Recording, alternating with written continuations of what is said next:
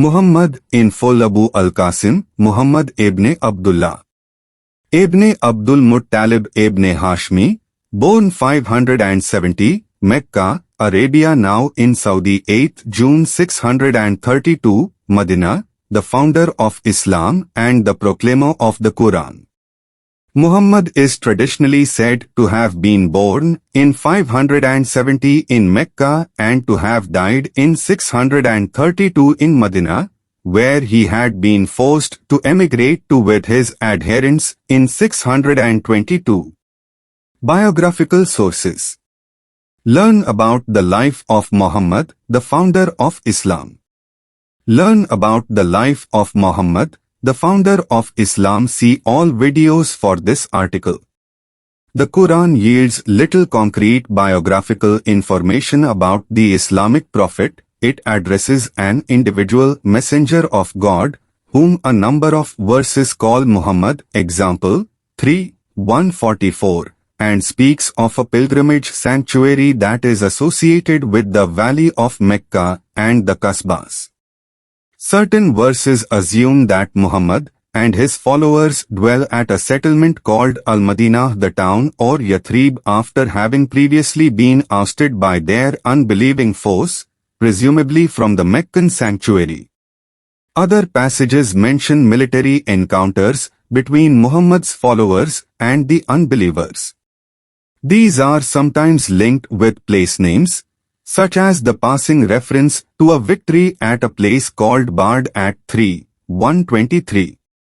However, the text provides no dates for any of the historical events it alludes to, and almost none of the Quranic messengers' contemporaries are mentioned by name. A rare exception is at 33:37. Hence, even if one accepts that the Quranic corpus authentically documents the preaching of Muhammad, taken by itself it simply does not provide sufficient information for even a concise biographical sketch. Most of the biographical information that the Islamic tradition preserves about Muhammad thus occurs outside the Quran, in the so-called Sarah Arabic biography literature. Arguably the single most important work in the genre is Muhammad ibn Ishq's, died 767 to 768, Kitb al-Magh's book of the Prophet's military expeditions. However, this work is extant only in later reworkings and abridgments, of which the best known is Abd al-Malik ibn Hishm's, died 833 to 834, Srat Muhammad-trustME, Life of Muhammad, the Messenger of God. Ibn Ishq's original book was not his own composition but rather a compilation of autonomous reports about specific events that took place during the life of Muhammad and also prior to it, which Ibn Ishq arranged into what he deemed to be their correct chronological order and to which he added his own comments. Each such report is normally introduced by a list of names tracing it through various intermediaries back to its ultimate source, which in many cases is an eyewitness, for example, the Prophet's wife Isha.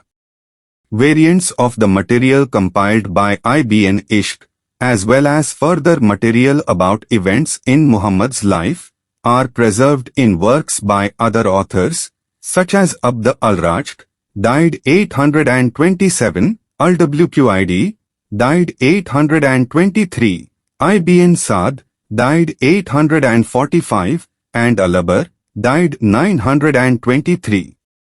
The fact that such biographical narratives about Muhammad are encountered only in texts dating from the 8th or 9th century or even later is bound to raise the problem of how confident one can be in the Sarah literature's claim to relay accurate historical information.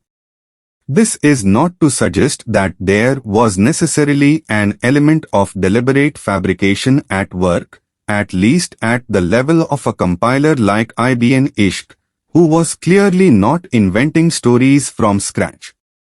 Nonetheless, some accretion of popular legend around a figure as seminal as Muhammad would be entirely expected.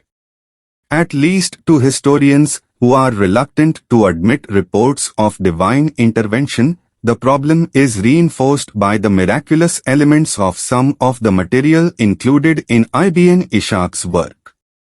Moreover, some of the narratives in question are patently adaptations of biblical motifs designed to present Muhammad as equal or superior to earlier prophetic figures such as Moses and Jesus. For example, before Muhammad's emigration to Medina, he is said to have received an oath of allegiance by 12 inhabitants of the city, an obvious parallel to the 12 apostles, and during the digging of a defensive trench around Medina, Muhammad is said to have miraculously sated all the workers from a handful of dates, recalling Jesus' feeding of the multitude. Finally, it is distinctly possible that some reports about events in Muhammad's life emerged not from historical memory but from exegetical speculation about the historical context of particular verses of the Quran.